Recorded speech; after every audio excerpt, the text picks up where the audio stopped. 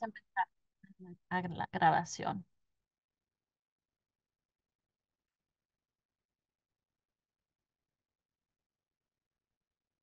Bueno, pues bienvenidas, bienvenidos a todos. Gracias por acompañarnos esta noche.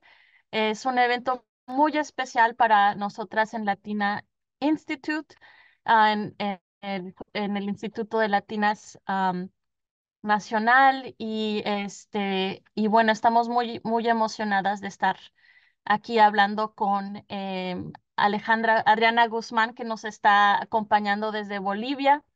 Y bueno, pues antes de empezar, creo que para muchas personas a lo mejor no están familiarizadas con el trabajo de Adriana y el contexto boliviano.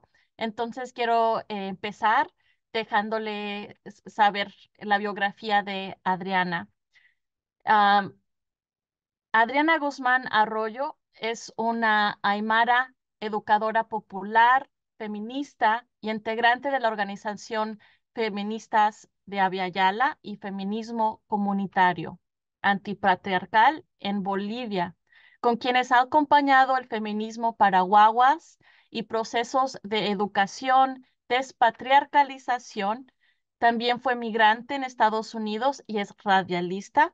Para ella, para nosotras, el feminismo es la lucha contra toda forma de violencia, racismo, explotación y maltrato de las mujeres, los pueblos y la naturaleza. Es la lucha para ser comunidad y vivir con dignidad. Bienvenida, Adriana. Aski, Aruma Kipanaya, Cuyacanacas, Gilatanacas, Jaquenacas, Jalala, Colla Aru, gracias por esta posibilidad de también hablar en todos nuestros idiomas, como han planteado ustedes al principio. La justicia del lenguaje creo que es parte de esta lucha también contra el sistema. Así que buenas noches a todas y a todos, todes. Gracias por la invitación. Gracias. Yo soy Selene Suchil, soy la entrenadora nacional de campo y voy a estar moderando esta conversación. Si ustedes gustan participar, por favor, dejen sus preguntas en el chat. Vamos a tener un tiempo para hacerle preguntas a Adriana, de parte de la audiencia, entonces les invito a participar. Y de nuevo, muchas gracias, Adriana. Estamos tan emocionadas y también a mí para lo personal compartir este tiempo, espacio contigo y también presentarle a nuestra audiencia, a nuestra comunidad, el trabajo que tú haces y tu colectivo, bueno, el movimiento, que para mí es la vanguardia del feminismo que, eh, que es la teoría del feminismo comunitario, antipatriarcal, de orígenes en Bolivia. Y con eso en mente me gustaría comenzar esta conversación presentando a nuestra audiencia algo de contexto histórico. Nuestra intención es crear un puente entre nuestros movimientos en el continente como latinas, latinex. Nuestra justicia reproduc- reproductiva está entrelazada con nuestras tierras ancestrales y lo que se conoce como Latinoamérica o Abya Yala. Nuestra organización, el Instituto Nacional de Justicia Reproductiva para Latinas, trabaja en la intersección de la salud reproductiva, los derechos de inmigrantes, participación cívica y justicia económica para las latinas, latinex en los Estados Unidos. Nos organizamos, abogamos y educamos a través de la educación popular sobre la justicia reproductiva, cual se basa en el marco político desarrollado por un grupo de 12 mujeres negras en el 1994 como respuesta directa a la iniciativa de la administración de Clinton para la atención médica universal y la consideración simplística de la salud reproductiva y la falta de acceso para las mujeres de color. Una de esas mujeres fue Loretta Ross, quien define la justicia reproductiva como el derecho de tener un hijo, el derecho a no tener un hijo y el derecho de criar a tus hijos. Y creo que este también, en el momento en que se acuñó el término mujeres de color, cuando mujeres que no eran blancas firmaron la propuesta de este grupo en solidaridad con el acuerdo de la justicia reproductiva de las mujeres negras. Hay que hacer claro también que nuestra organización, el Instituto de Latinas, no tiene ninguna postura explícita sobre el feminismo y posiblemente muchas personas en nuestras comunidades no necesariamente se identifiquen como feministas, pues existen diferentes definiciones que correlacionan los movimientos de Europa o una versión femenina del machismo, como si fuéramos enemigas de los hombres. Aunque para mí está claro que nuestra lucha es la misma que, que las feministas comunitarias antipatriarcales. De nuevo, para citarte, como dices tú, para nosotras el feminismo es la lucha contra todas las formas de violencia, racismo, explotación y abandono de las mujeres, los pueblos y la naturaleza. Es luchar por crear comunidad y vivir con dignidad. Entonces, la primera pregunta de esta noche, Adriana, ¿la justicia reproductiva en Estados Unidos es algo de que se habla en Bolivia? Bueno, yo sé que muchas mujeres no se reconocen feministas también porque hay feminismos distintos, ¿no? Como tú decías, para nosotras el feminismo es una lucha que hemos hecho desde nuestros cuerpos, desde nuestras abuelas, desde nuestros territorios, y hemos utilizado la palabra feminismo para poder organizarnos y visibilizar una lucha que no estaba mirada ni por las izquierdas, ni por los partidos, también por el machismo que hay dentro de las organizaciones, ¿no? Entonces, una lucha muy importante para nosotras es la lucha desde el cuerpo, porque vivimos en un mundo patriarcal, colonial, racista. El colonialismo de la Via Yala, la ocupación de este territorio que le llaman América Latina, ha sido posible por la violación sistemática de nuestras abuelas. Así se ha concretado, así se ha hecho una cultura de la violación sobre los cuerpos de las mujeres indígenas, de pueblos originarios, sobre los cuerpos de las mujeres migrantes, sobre los cuerpos de las mujeres empobrecidas.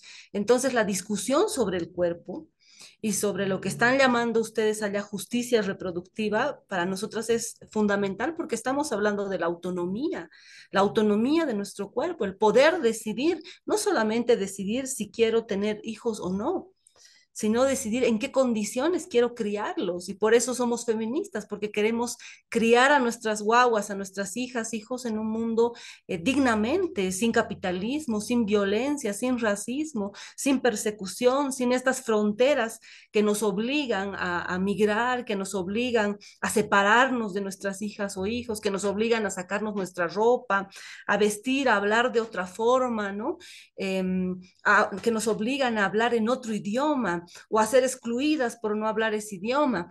Entonces, la justicia reproductiva, como ustedes están planteando, para nosotras tiene que ver con esa lucha frente al sistema patriarcal, con la posibilidad de decidir sobre nuestros cuerpos, pero también sobre nuestros territorios, ¿no? No solamente atraviesa nuestros cuerpos, sino los territorios que puedan enfrentarse o existir al margen de ese sistema patriarcal, capitalista, de explotación, de colonización. Muchas gracias, Adriana. Y creo que eso es muy importante porque am, hay paralelos en nuestros movimientos, en nuestras historias, porque tenemos en común el colonialismo, el patriarcado, el racismo, todas estas opresiones que nos asfixian a todas, todes, todos. Entonces, también quiero plantear un poco de contexto sobre la historia boliviana, para que entendamos un poco más sobre el movimiento de las feministas comunitarias antipatriarcales. No sé si nuestra audiencia ha conocido de este movimiento o sobre la historia de Bolivia, pero hay que discutir también el ascenso de Evo Morales en Bolivia, que fue es un líder sindical aymara, que se convirtió en presidente de Bolivia en el 2006 debido al apoyo masivo de movimientos de pueblos indígenas y campesinos.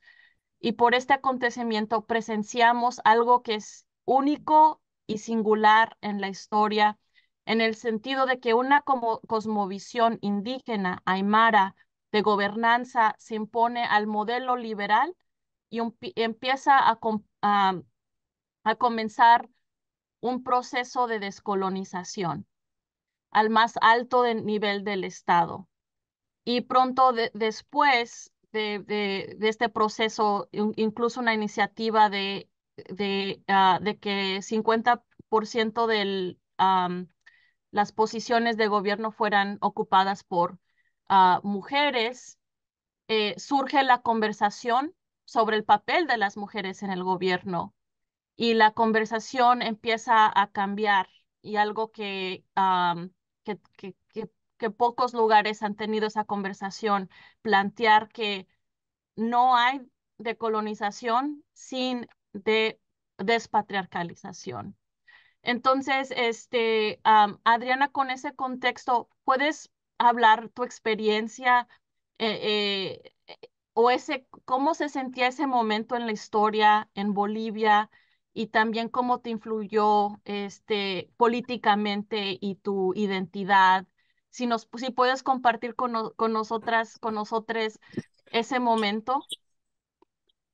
Sí, bueno, yo creo que Bolivia ha sido importante en el mundo primero porque la mayor parte en Bolivia, un 63%, nos reconocemos parte de pueblos originarios, indígenas, originarios y campesinos, ¿no?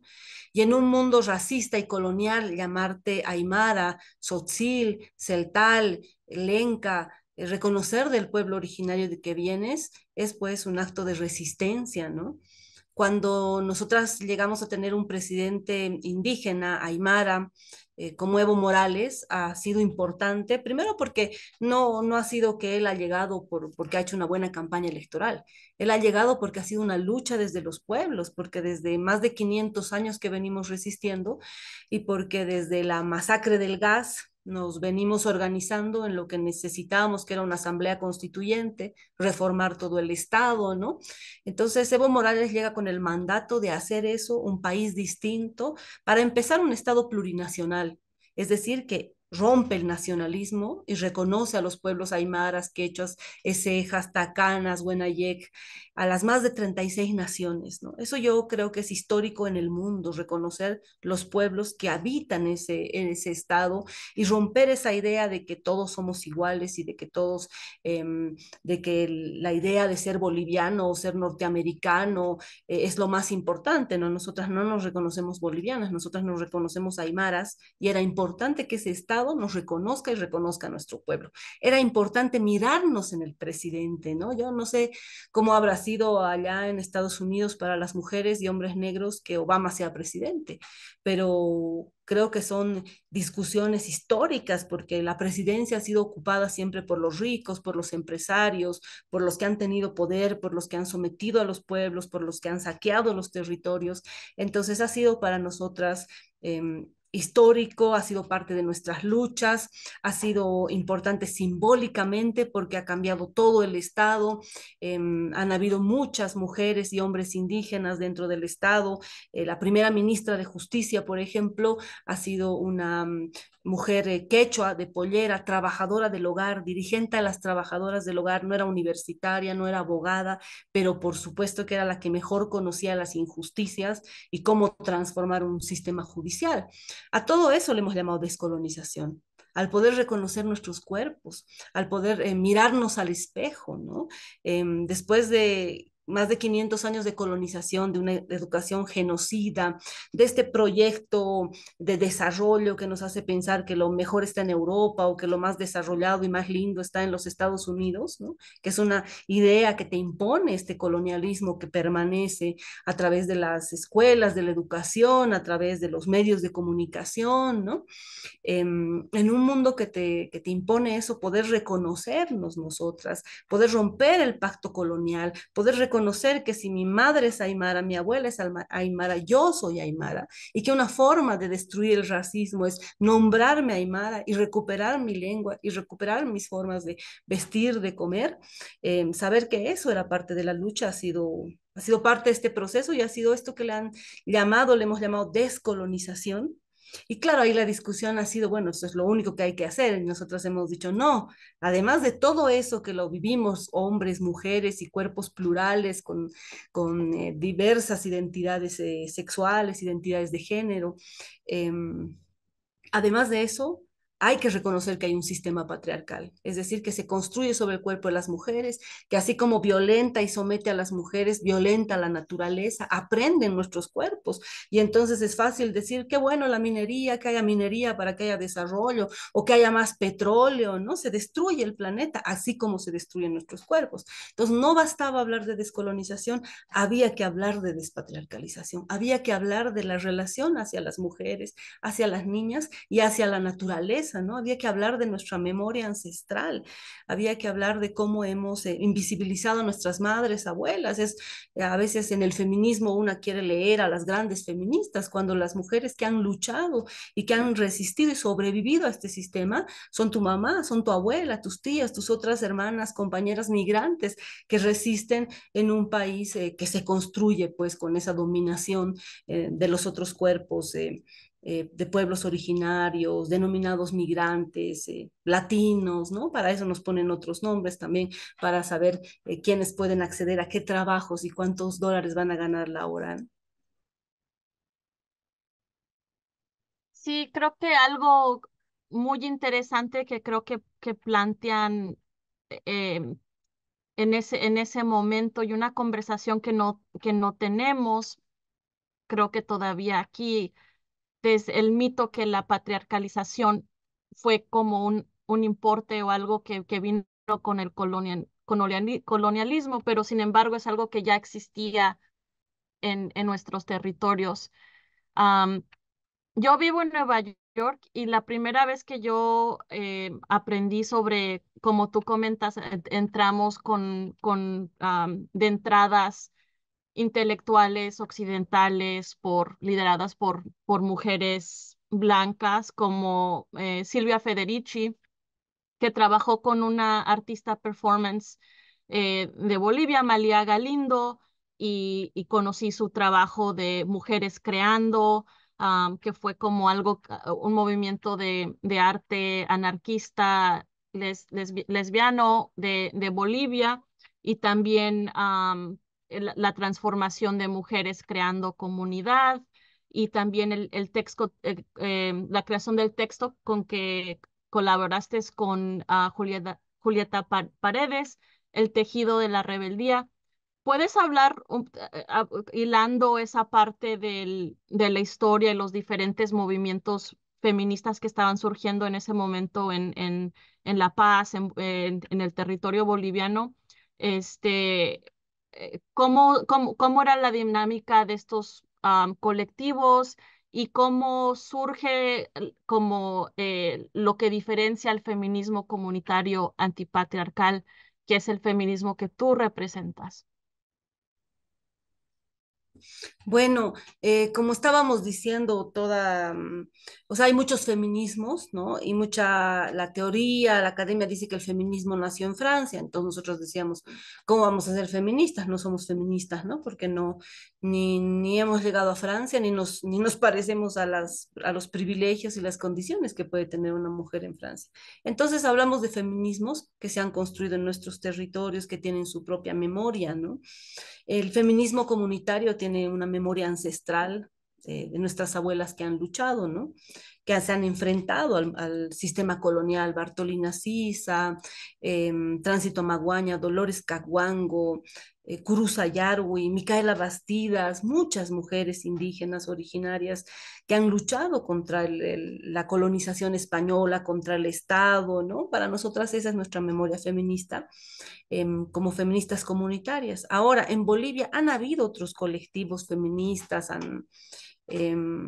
y también para nosotras ha sido, hemos conocido, nos hemos acercado al feminismo también, a sus feminismos, ¿no? Yo creo que se parece mucho a los feminismos en Nueva York, pues porque como hay arte y todo el performance, ¿no? Pero también para nosotras el arte no puede estar dividido de la vida misma, ¿no? No, los tejidos, por ejemplo, son parte del arte, de la creación, ¿no? Pero no te ponen en un lugar distinto, digamos, como ha sucedido con el arte, ¿no? Yo creo que esta mirada colonial también del arte lo pone en un lugar como más importante que otras luchas, ¿no? Entonces, Mujeres Creando es un colectivo que hacía performance, sobre todo allá por los años 2000, antes de todo este proceso de Evo Morales y la descolonización y el Estado plurinacional. Entonces nosotras conocimos el performance, ¿no? Tirar pintura roja a la iglesia, eh, o escribirte en el cuerpo desnudo, ¿no? Creo que son cosas que dentro del feminismo irrumpen, interpelan, ¿no? Pero que para nosotras no eran suficientes. Primero, porque hay cuerpos que pueden desnudarse para hacer arte y otros que no pueden desnudarse. Y segundo, porque era a nosotras también nos daba ganas de echarle pintura al Estado que no se hace cargo de la violencia, por ejemplo, pero no era suficiente, ¿no?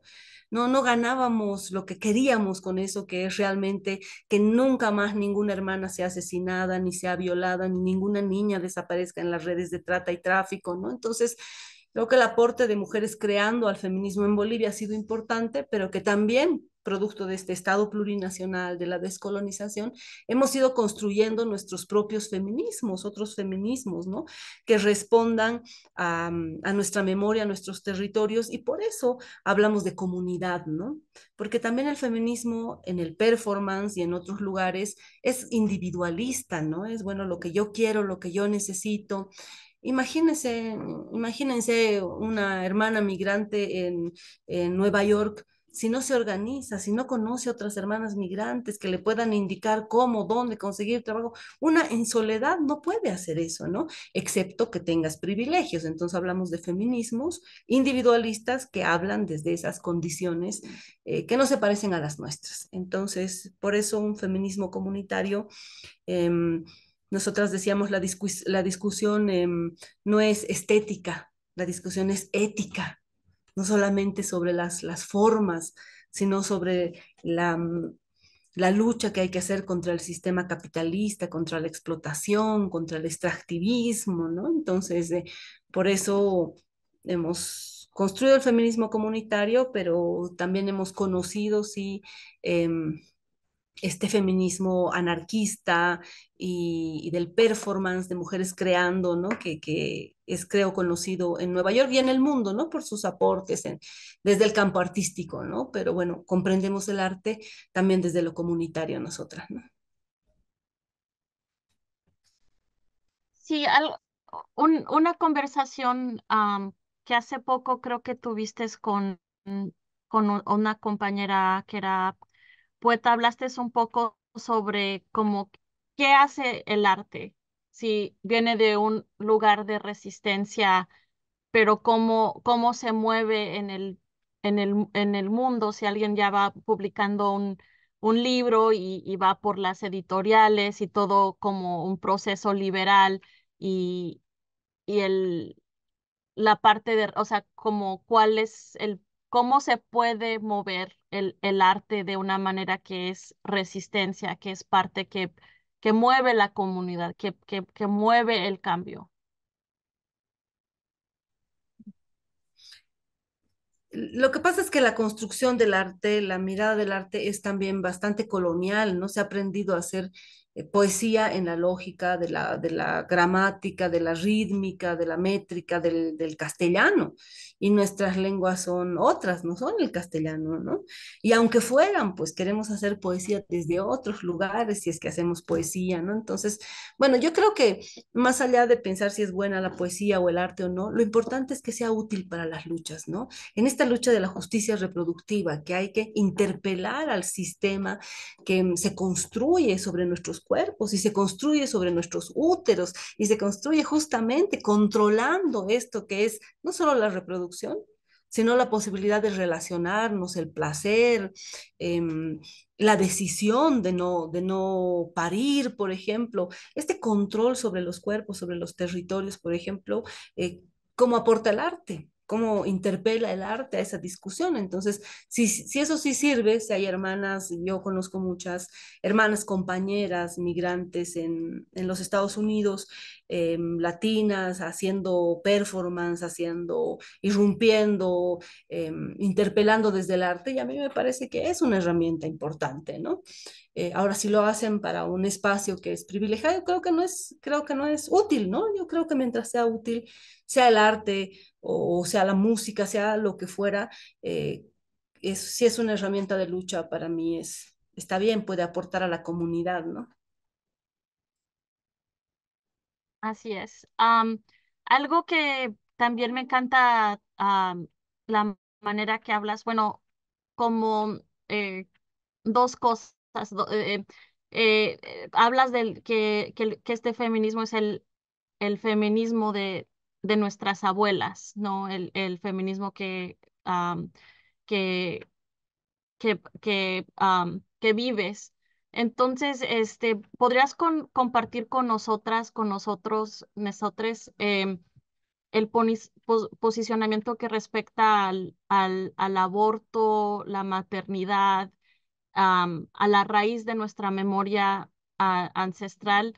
em, Creo que para nuestra audiencia, muchas personas en nuestras comunidades, el aborto es algo tabú y moral desde la perspectiva de la Iglesia ah, católica. Entonces creo que va a ser muy interesante escuchar esa memoria ancestral de estos procesos reproductivos.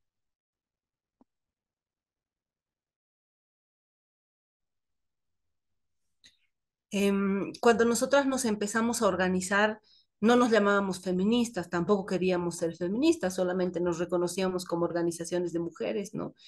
Pero después empezamos a hacer discusiones entre nosotras en las que no llegábamos a acuerdos, como por ejemplo esto, si el aborto sí o si el aborto no, o si qué relación debemos tener con los hombres como organización, si tiene que ser organización de mujeres o también con hombres. Bueno, todas estas discusiones, entonces ahí necesitamos llamarnos feministas, o sea, decidimos llamarnos feministas por necesidad para hablar de cosas que no se querían hablar, ¿no? Em, para hablar de la violación, para hablar de la violencia, para hablar de los territorios, quién cuida el agua, cómo hacemos que no se acaben las montañas, cómo si hemos nacido. Yo vivo a 3.800 metros entre montañas y las montañas, claro, desaparecen por la industria inmobiliaria, por las mineras, ¿no? ¿Cómo hacemos para defender montañas? En un mundo donde solo importan las personas y solo algunas personas, y no importan las montañas, no importan los ríos, no importan los árboles, ¿no? Entonces queríamos discutir en ese momento, hace 20 años, sobre cosas que otras no querían discutir y otros no querían discutir, ¿no? También porque hay un discurso muy despolitizado de que todas y todos somos iguales, que si te esfuerzas y trabajas mucho vas a lograr conseguir dinero, ¿no? Esa es la mentira. Mentira, digo yo, el cuento de la migración un poco, ¿no? Una base, esfuerza, sí, tienes un poco más de dinero, pero ¿a costa de qué? A costa de abandonar tu territorio, de la explotación, de la humillación, de hacer trabajos que muchas veces no van a ser como los que podrías hacer en tu territorio, ¿no? O no vas a tener el respeto que podrías tener en tu comunidad, ¿no? Entonces, bueno, todo esto a nosotras nos ha llevado a pensar, bueno, cómo luchamos, cómo nos organizamos, contra qué, había tantas cosas que queríamos cambiar, entonces dijimos, bueno, vamos a preguntar a las abuelas, ¿no? Vamos a hablar con nuestras abuelas, nuestras madres que hace años que vienen organizándose, luchando. Y vamos a ir también un poco más allá, vamos a recuperar la memoria ancestral, ¿no? Bartolina Sisa es una mujer aymara que hace 300 años inicia un cerco, una movilización donde cerca a los españoles, a las autoridades españolas enviadas por la corona, para obligarles a que se vayan, ¿no? Entonces lo cerca, corta el agua, corta el ingreso de alimentos, ¿no? Hace toda una estrategia, Bartolina Sisa, ¿no? Y en el juicio que le hacen, que ahí están todavía los papeles del juicio que le hacen, ella dice que una de las cosas que no soporta es que la hayan violado a ella, que hayan violado a su madre, que hayan violado a su abuela. Entonces nos damos cuenta que aunque hayan pasado 300 años, nuestras abuelas luchaban por lo mismo, ¿no? En contra de, no quiero que mi hija sea tu sirvienta, decía Felipe Quispe, un hombre aymara, un líder para nosotras, el Mailku. No queremos ser sirvientas, no queremos reproducir estas lógicas de servidumbre, porque queremos vivir con dignidad, no queremos vivir violencia. Y esa es la enseñanza de nuestras abuelas. Por eso hablamos de la memoria ancestral, ¿no? Por eso hablamos que de ahí vienen nuestras luchas. No hemos aprendido del feminismo de Nueva York, no hemos aprendido del feminismo de Europa, ¿no? Hemos aprendido del feminismo que está en nuestra comunidad, en nuestro territorio, de un feminismo que también ha migrado, de un feminismo que se ha enfrentado a las fronteras, que ha resistido a estas formas de dominación, ¿no? Entonces, para nosotras, esta lucha desde la memoria ancestral, desde las abuelas, nos ha hecho también mirar pues la discusión sobre lo que ustedes están planteando como justicia reproductiva, ¿no? Mi abuela, por ejemplo, ha tenido 11 hijos y desde un mundo moderno, como se llama, dicen, bueno, las mujeres indígenas tienen muchos hijos porque son ignorantes, ¿no? Em, también tenemos muchos hijos porque tiene que existir un pueblo, pues porque si no, ¿quién va a parir a los aymaras? ¿Quién va a parir a los quechuas? Ahora, que es difícil parir en un mundo donde hay tanta desigualdad, donde hay hambre, donde hay pobreza, sí, por supuesto, donde queremos decidir si parir o no, ¿no? Entonces hemos empezado a hacer estos diálogos también con nuestras abuelas, ¿no? Desde el machismo, los abuelos y muchos hombres decían, bueno, las mujeres indígenas no abortan porque eso es un pecado, ¿no? Eso está mal, está en contra de la naturaleza, ¿no? Porque también ha habido mucha colonización de las iglesias, iglesias evangélicas, católicas, ¿no? Entonces, pero las abuelas nos han dicho, sí, sí abortamos. Y sí abortamos desde antes de la Bartolina Sisa. Y sí abortamos como abortan muchas otras especies, las llamas, las ovejas, este, las chanchas, cuando están gestando y hay un problema porque hay sequía, porque hay inundaciones, porque hay heladas, entonces las hembras de distintas especies comen plantas y abortan, ¿no? Y las mujeres hemos abortado también, y durante la colonización también, justamente para no entregar nuestras hijas y nuestros hijos al colonizador. Entonces, de este diálogo con nuestras abuelas, de este encuentro, desde su sabiduría hemos planteado y planteamos ahora que abortar es memoria ancestral. No es algo que ha aparecido recién, no es algo que quiere imponernos a alguien, ¿no? Abortar es memoria ancestral. Em, Gestar, criar, parir con dignidad también es memoria ancestral. También nuestras abuelas nos han criado en otras condiciones, sin tener que escapar de la migra, sin tener que correr, sin tener que emigrar en un mundo en el que era valorado el trabajo de la tierra, del campo, la producción, y ahí podíamos crecer de otras formas, ¿no? Entonces, nosotras creemos que estas discusiones sobre la justicia reproductiva tienen que partir también de esto, ¿no? De una memoria ancestral. ¿Qué era lo que estaban pensando nuestras abuelas sobre sus cuerpos, sobre el abortar, sobre el parir? ¿Qué sentido tiene la vida en un mundo en el que hablamos nosotras de la defensa de la vida, del cuidado de la vida, de esta vida, no solo de las personas, sino de la naturaleza? Sí, creo que eso es algo muy especial porque es algo que en las discusiones que tenemos con nuestras comunidades, con nuestras familias. Está muy arraigado el sentido de que es un pecado abortar, este, sin la discusión de que sí, es algo que siempre ha existido, siempre hemos tenido nuestros tecitos, es algo que siempre hemos hecho, muchas veces a escondidas y fatalmente porque estamos desconectados, desconectadas de esa memoria ancestral, de hacerlo de una manera segura y legal. Algo que mencionaste es de las comunidades inmigrantes aquí, porque creo que sí es importante reconocer la experiencia de nuestros pueblos aquí, de la diáspora y de la manera que am, no hay ese fluyo de regreso y de retorno y o sea, es un tema sumamente complicado, pero creo que algo que que es muy importante para nosotras el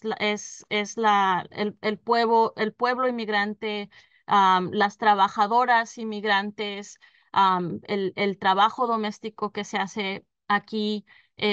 ¿Podrías compartir con nosotros un poco de tu experiencia como inmigrante aquí en Estados Unidos?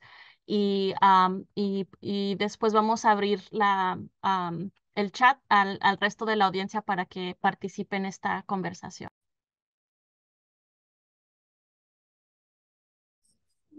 Bueno, sí, yo creo que es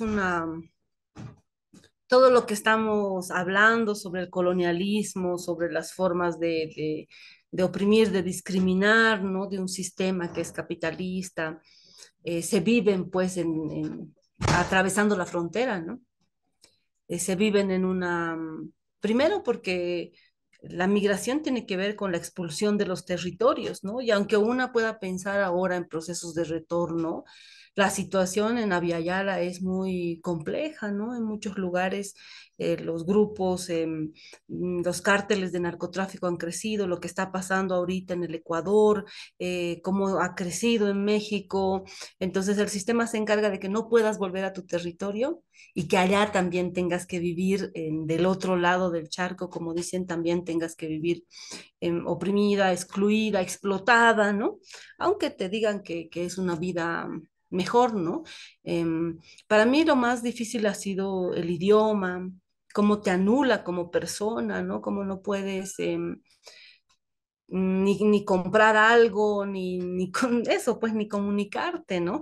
Ya ha sido tan la experiencia de que te impongan el castellano, teniendo nosotras otras lenguas, aymara, quechua, celtal, que nos impongan el castellano es una experiencia de mucho dolor, ¿no? Porque no solo que te obligan a hablar el castellano, sino que te obligan a sentir, a pensar, a querer en castellano, que no es tu propia lengua, a querer en otras lógicas que son individualistas, ¿no? Mi experiencia con el inglés ha sido también así, ¿no?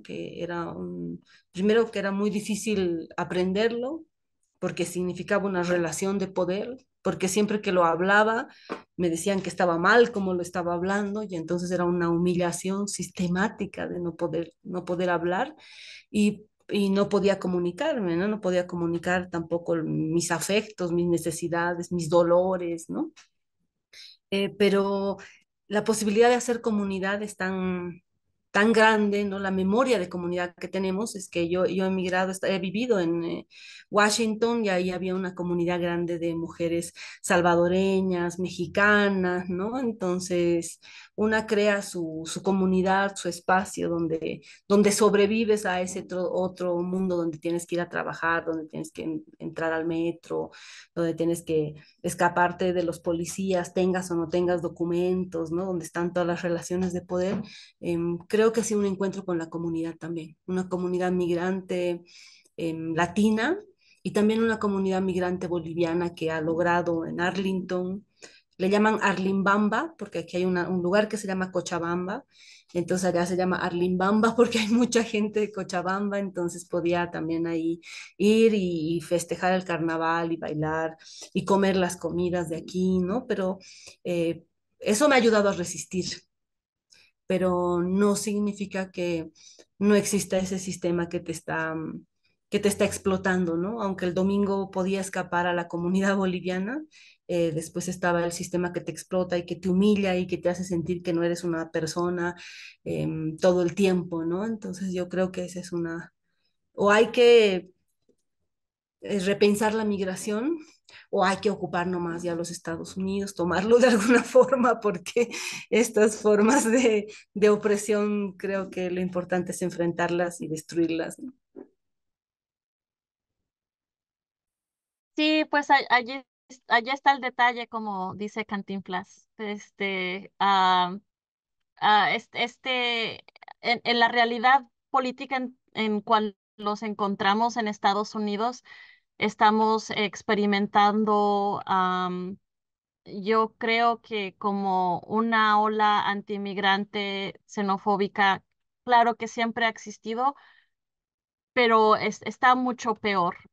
Yo digo, yo soy inmigrante, fui indocumentada, mi familia fue indocumentada por muchos años y crecí en Texas y fui parte del movimiento de derechos de inmigrante y en esa travesía digamos que de 20 años, he visto como las cosas han empeorado, no han mejorado y es muy obvio que el sistema, a muchos sistemas, los sistemas entre el sistema, les conviene que la gente sea indocumentada, que haya como una clase casi de como subespecie, digamos.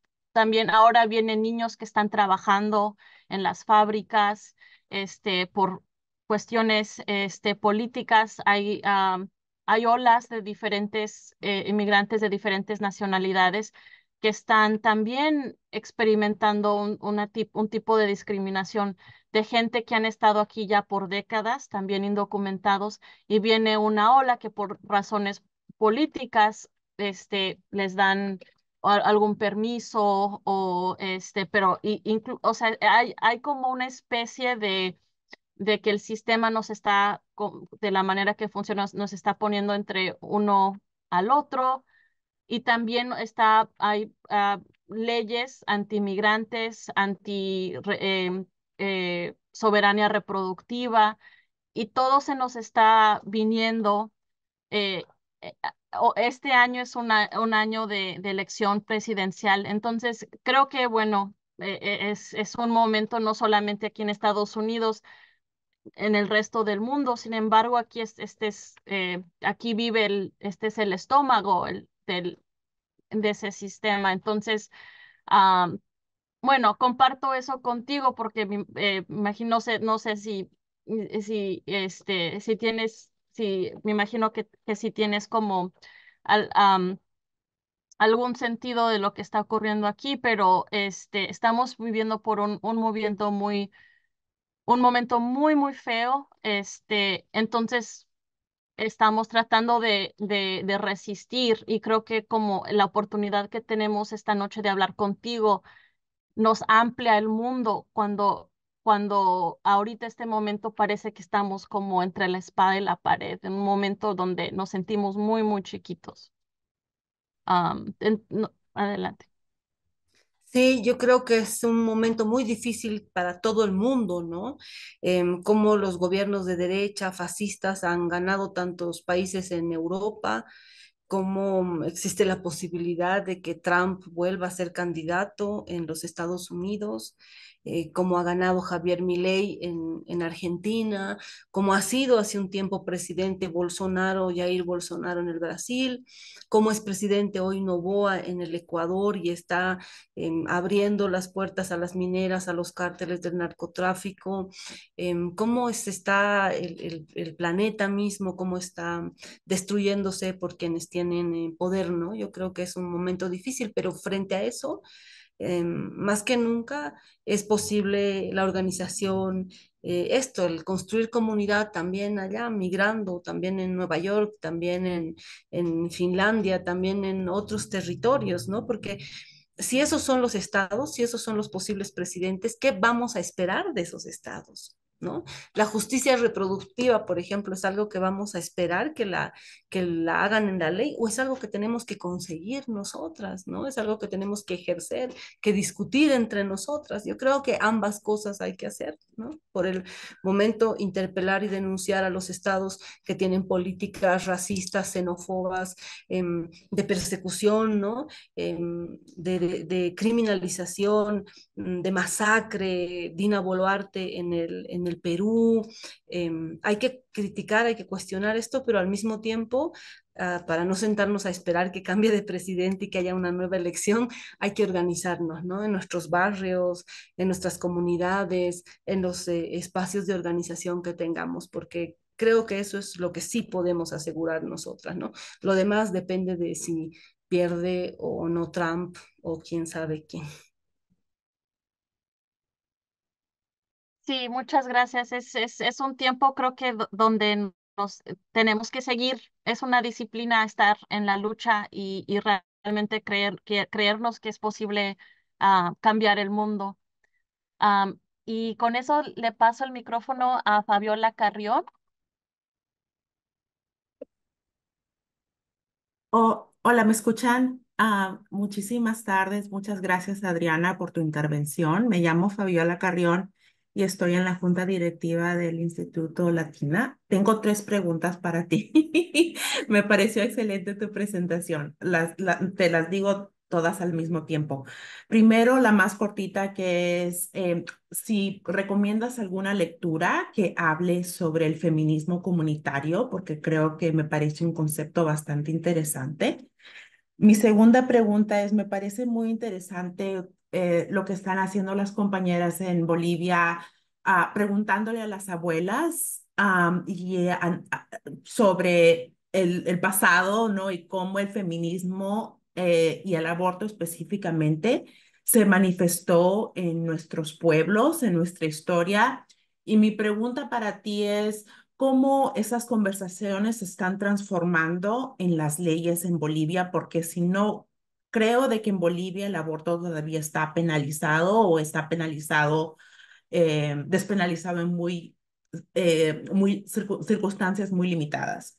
Y el tercero, yo sé como la Latina Institute es un enlace, pero quería saber más de cómo tú crees que nosotras podemos forjar alianzas entre las feministas comunitarias o feministas en generales en América Latina y las latinas aquí en Estados Unidos, ya que creo que poco a poco seremos la mayoría minoría, la minoría mayoría, ¿no? O sea, estamos, como tú has visto seguramente, los números de latinos están creciendo aquí en los Estados Unidos, descendientes de latinos estamos creciendo, entonces yo creo que en un futuro sí, ojalá tengamos más poder en el sistema legal, político, social.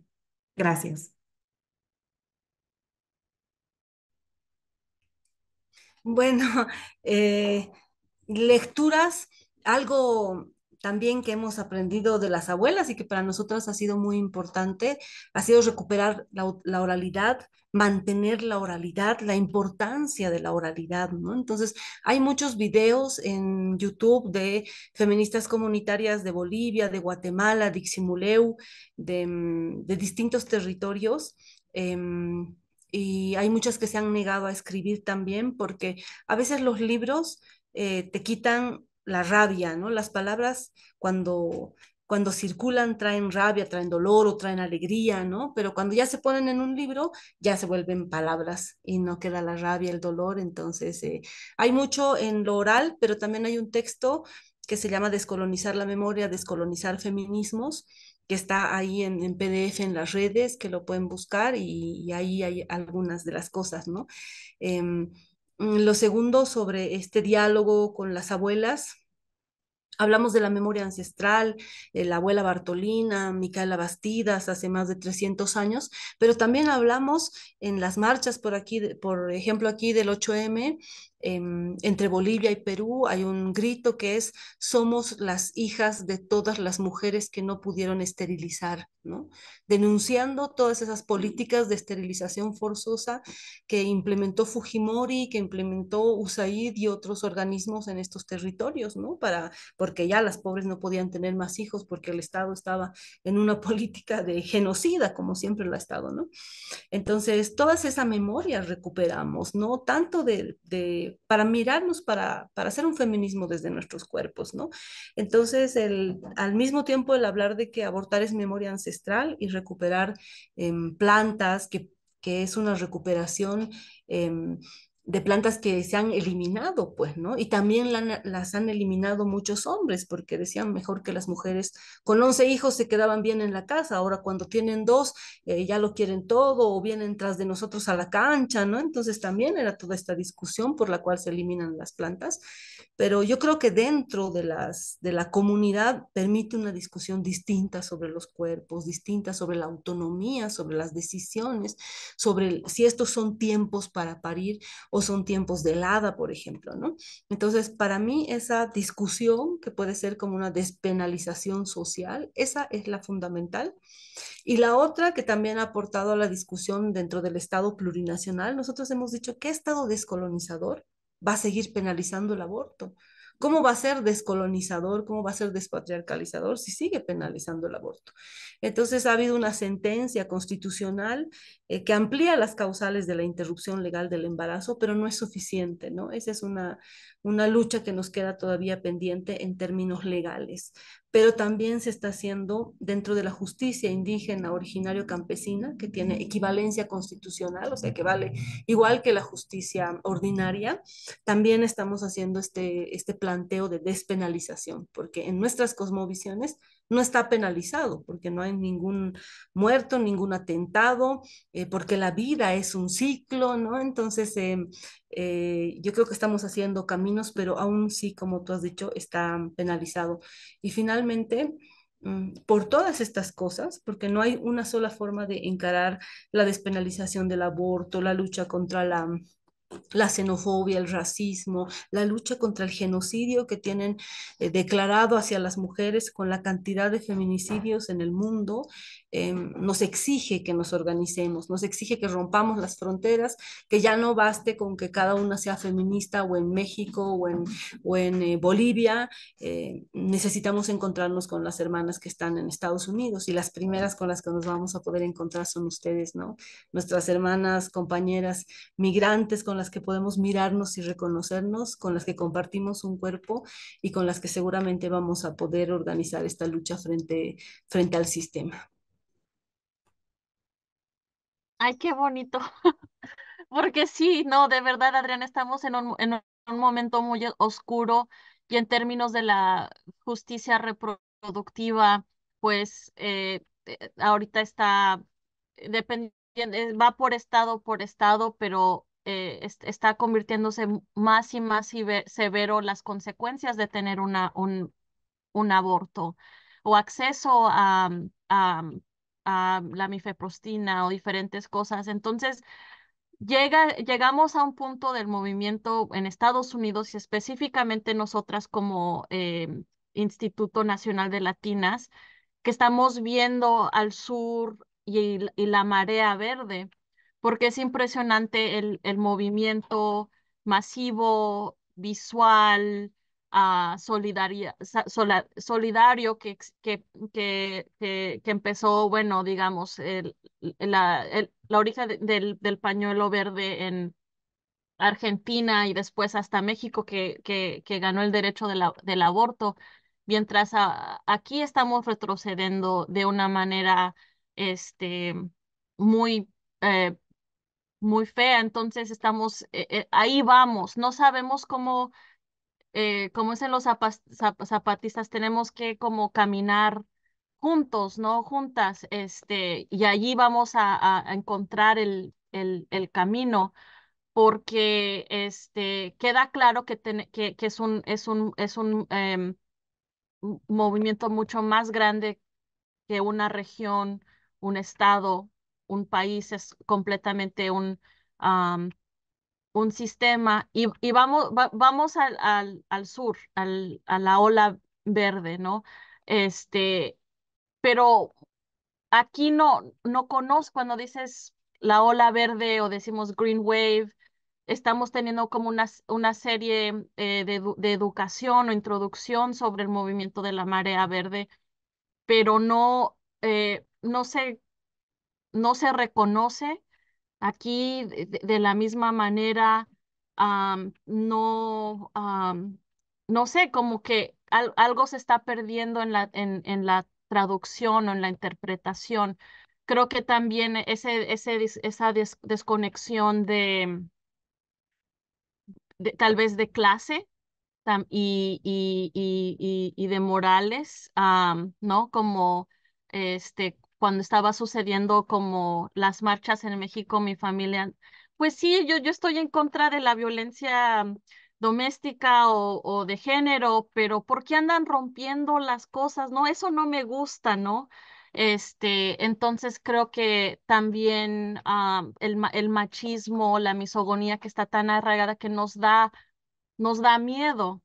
Cuando en el trabajo que hago de educación o cuando educo, o no educo, pero comparto con compañeras que son promotoras de salud y están haciendo talleres, presentaciones sobre la justicia reproductiva, se quedan congeladas es que no queremos hablar no sabemos cómo hablar del aborto.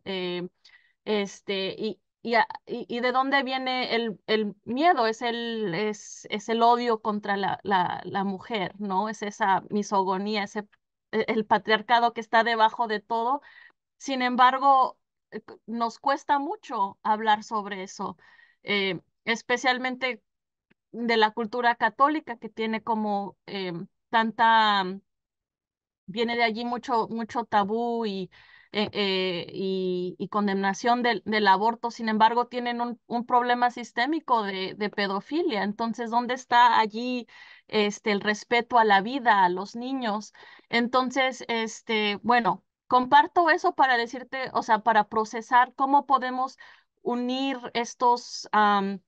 cómo podemos, digamos, hacer las paces con lo que está pasando en nuestros países contemporáneamente, como la marea verde, y también estas cosas que como que donde nos estamos quedando atoradas, es que tenemos que como romper.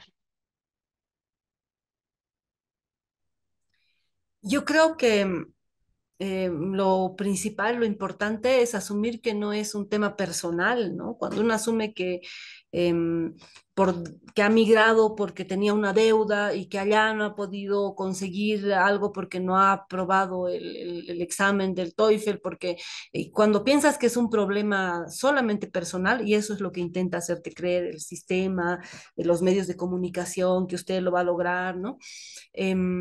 Saber que hay una estructura por detrás, saber que necesitan que estén indocumentadas, indocumentados, porque si no, ¿quién va a trabajar explotado, no?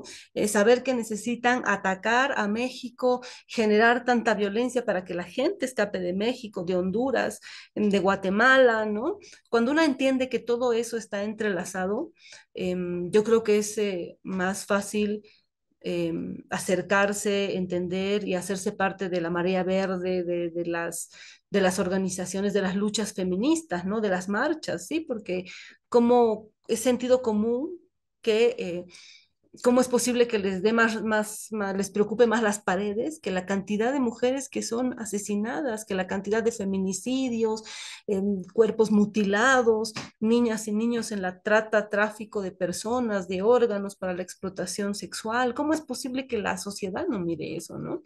Claro, porque el sistema les plantea un solo tipo de información, ¿no? Para mí, si bien, como vos dices, son tiempos dolorosos y difíciles, ¿en qué nos estamos quedando trabadas, atascadas?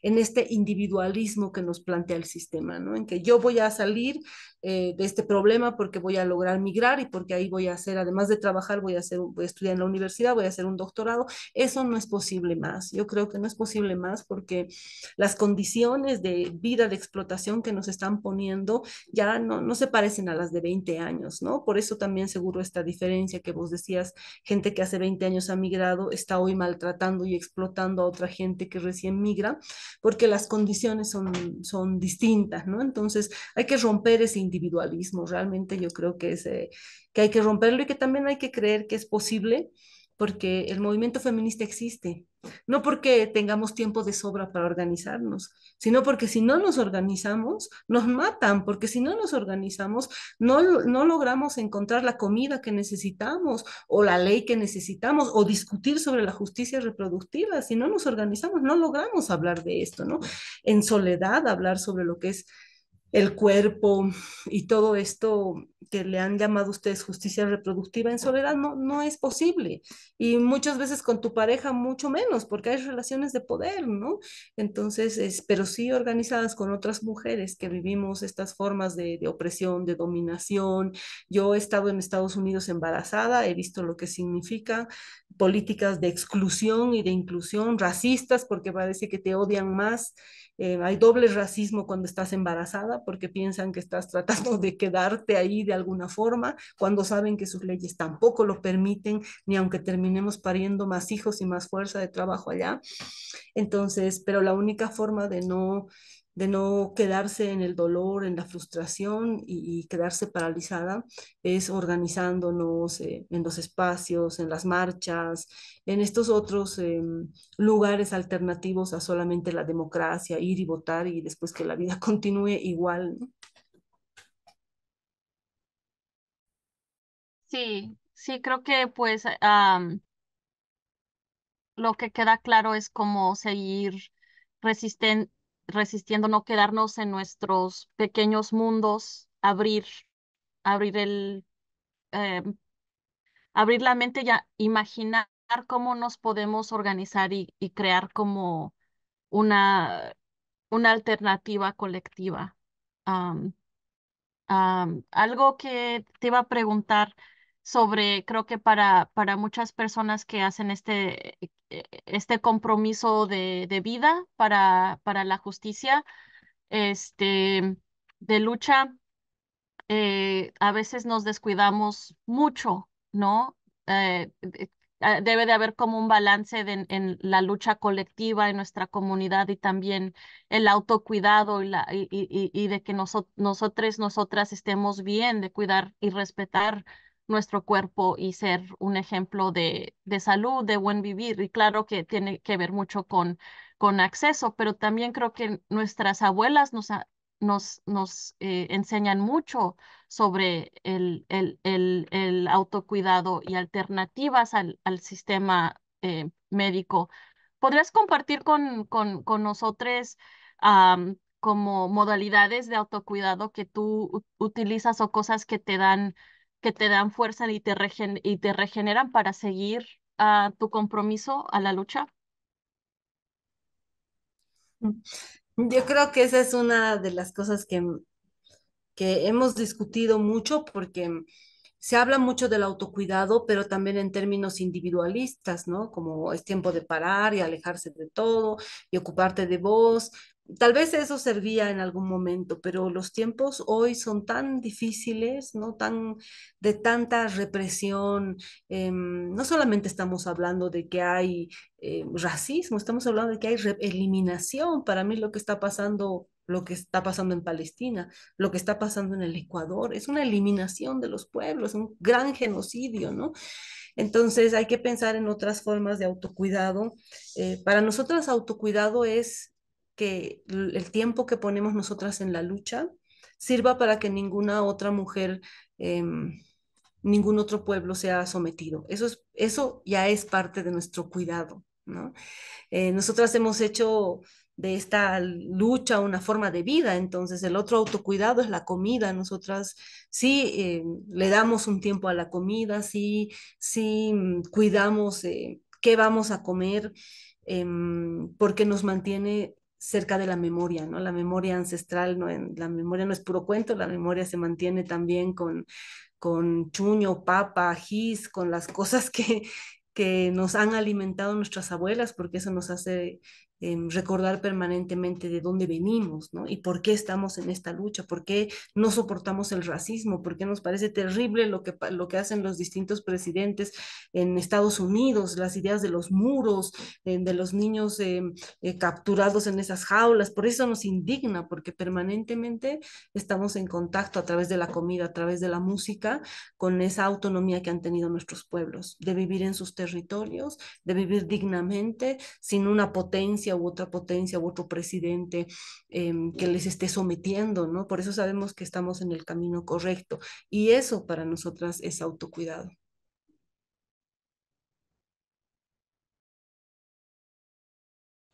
Tiene mucho que ver con la memoria ancestral.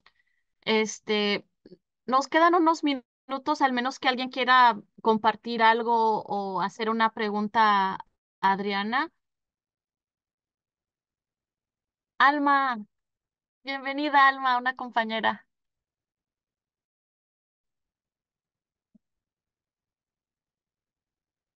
Gracias, Selene, por invitarme a esta reunión. eh, y un gusto conocer a Adriana Guzmán. En algún momento ella me salió en alguno de los TikTok, etcétera, etcétera. Las redes sociales nos unen, así estés tú en la otra parte del mundo. Pero en fin, yo tengo una gran duda. Esta es la primera vez que atiendo este tipo de reunión y me gustaría saber cuál es la postura de las feministas cuando hay una violación, una muerte, porque eso a mí me indigna de ver que el 8 de marzo, eh, yo ahorita no estoy involucrada en eso, pero muchas compañeras, por llamarlo así, se manifiestan, etcétera.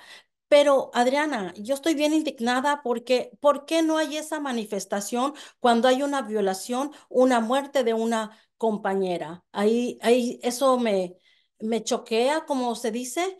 ¿Por qué sí manifestarse en ese momento, pero no en eso? O sea, yo, por ejemplo, pertenezco a una organización que es de niñeras y yo siempre le digo a otras compañeras, nosotros como latinas tenemos que apoyarnos, ¿sí? Porque a veces hay otras comunidades que nos atacan, ¿sí? Pero aquí lo más importante es que nosotros nos protejamos y nos demos, ay, se me olvida la palabra, support, como, perdón, Selene, si me puedes ayudar, como Apoyo, apoyar. apoyo, este apoyo, ¿sí? Pero esa es más que nada mi pregunta, Adriana. ¿Dónde están esos colectivos, las olas verdes, cuando pasan ese tipo de desgracias? Porque la verdad eso es una desgracia, un crimen. Gracias.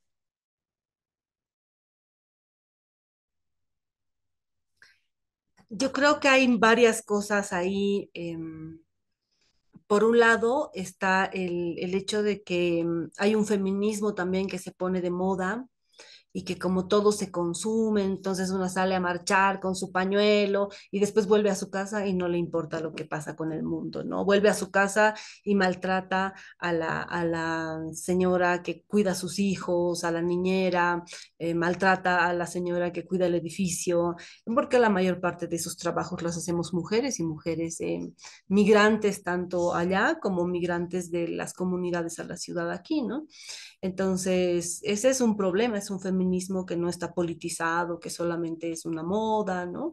Esa es una cosa. Y la otra es que también hay dentro del feminismo también hay racismo. Entonces, cuando muere una mujer, cuando es asesinada una mujer, no sé, importante o muchas veces blanca, por ejemplo, se movilizan y cuando es asesinada una mujer víctima de feminicidio en una comunidad, no se movilizan, ¿no? Entonces también por eso hablamos de un feminismo comunitario, un feminismo que habla de colonialismo dentro del feminismo, habla de racismo, qué cuerpos importan, qué vidas importan en en esta indignación de los feminicidios, ¿no? Y por último, también es cierto que en distintos lugares hay una gran movilización, ¿no? Aquí cuando hay un feminicidio hay una movilización en la policía, en los juzgados, conozco otros lugares en Colombia, en Argentina, en el Ecuador, ¿no? Pero no es visible para los medios de comunicación, no es algo que le importe a las redes, ¿no? No se difunde porque tampoco se quiere mostrar qué capacidad de organización tenemos las mujeres, porque si en cada vez que una mujer es asesinada nosotras nos movilizamos, entonces yo creo que sí es posible que maten menos a las mujeres, ¿no? Pero entonces no se visibiliza eso y bueno, y también es que el sistema nos explota tanto que a veces no encontramos el tiempo y el espacio para movilizarnos, para ir e indignarnos, acompañar a su madre que la está buscando, a esa compañera desaparecida, ¿no? Entonces yo creo que son muchas cosas, pero en todo caso hay muchas mujeres que estamos organizadas en el mundo, doliéndonos, indignándonos por las mujeres que asesinan en cualquier parte del mundo, no solamente en Bolivia o no solamente en el Ecuador, sino en cualquier parte. Nos duele cualquier mujer, cualquier niña, niño que es asesinado, que es golpeado, que es violentado. Y creo que esa es otra forma de romper también las fronteras, ¿no? Y aquí en el chat había una pregunta de qué podríamos aprender replicar ahí en Latinas. Yo veía un poco en su página esto de organizarse, lo importante que es ser líder, reconocer los derechos que una tiene, ¿no? Y yo creo que eso es, no sé si aprender, pero para nosotras mirarnos al espejo y saber que no solo éramos migrantes, sino que además migrábamos con nuestras abuelas, que migrábamos con nuestras raíces, que migrábamos con nuestro propio territorio, ¿no? Hasta nuestra comida nos llevábamos para migrar.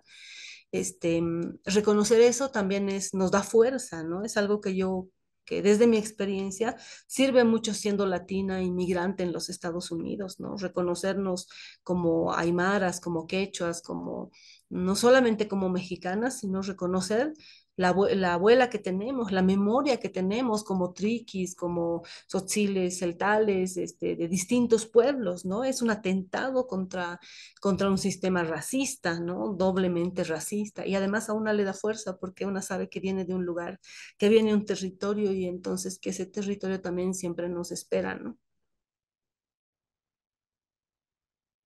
Muchas gracias, Adriana. Sí, solamente para la grabación quiero leer la pregunta.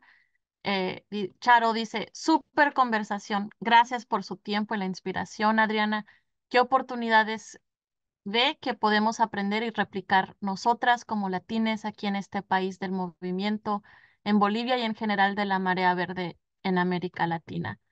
Entonces ya se nos acaba el tiempo, pero Adriana, creo que es algo muy importante que hablaste, es como de creo que me llena mucho es esa memoria ancestral y qué tan importante es rescatar lo que se borra, porque también se borran las compañeras que matan, que violan, la resistencia de nuestras abuelas, de nuestras compañeras, a nosotras mismas, nos borran del movimiento. Esto es algo que sucede todo el tiempo, entonces sí, la memoria es muy importante. Aquí en Estados Unidos somos un país, o bueno, también en el mundo, muy binario, de blanco y negro, de mujer, hombre. Entonces creo que para muchas personas, digamos, como yo, que en otro tiempo a lo mejor, ah, digamos que éramos mixtas o mestizas, y cada región tiene como definición de ese término, pero creo que estamos en vivir en un país con Estados Unidos donde hay momentos donde vivimos, donde la historia es parte de aquí, es la esclavitud, la antinegritud, la antiindigenidad. Muchas veces tenemos que como pues en Estados Unidos, si no eres negro, entonces eres blanco. Incluso en el censo solamente hay blanco y negro. Entonces creo que es algo que compartes con nosotros, con nosotras, de que venimos de abuelas de nuestros territorios, que es algo que compartirías con nosotros, que tú también hablaste un poco de que tú te creías, que tú pensabas que tu mamá era la Aymara y no tú.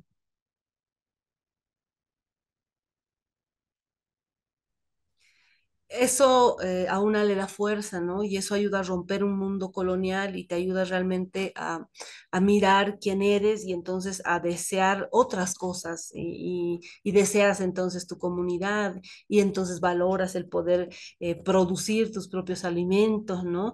Y dejamos de seguir en esa lógica que además es mentira de que un día vamos a ser unas empresarias o vamos a tener mucho dinero, ¿no? En un mundo donde hay tan pocas, creo que son 20 familias en el mundo que tienen acumulado todo el dinero, no vamos a ser una de ellas y tampoco queremos serlo, ¿no? Mirarte al espejo, reconocer de qué pueblo vienes, reconocer lo importante que era para tu abuela, para tus ancestros, para tu comunidad, la vida digna, el tiempo para descansar, el tiempo para hablar, el tiempo para criar, el tiempo para comer, el tiempo para tejer, el tiempo para dormir, el tiempo para mirar el cielo, para interpretar las estrellas. Todo eso viene con la memoria ancestral, ¿no? No solamente es reconocer de qué pueblo vienes, te cambia la forma de vivir y yo creo que te ayuda a vivir de una forma así más digna en un mundo que nos ha acostumbrado a vivir con la humillación permanente, ¿no? Wow, creo que con eso podemos terminar la conversión de esta noche. Adriana, muchas gracias por tu tiempo, por tu generosidad, por de cierta manera, tu luz que nos estás guiando a nosotras desde aquí y vamos a compartir esta grabación con nuestra audiencia y espero que esta conversación sea la primera de muchas, no solamente con nosotras en el Instituto Nacional, pero con todas las compañeras y el movimiento que estamos aquí creciendo en Estados Unidos y en Abya Yala. Muchas gracias. Jalala, Ay, Cuyacanacas, ay, muchas ay. gracias. Jalala, muchas gracias, hermanas. Para mí ha sido la primera vez de hablar con hermanas migrantes y para mí es una responsabilidad política encontrarnos, romper las fronteras y extender el Avyala hasta ese territorio. Jalala, hermanas, Eso. Hasta la próxima. Hasta la próxima.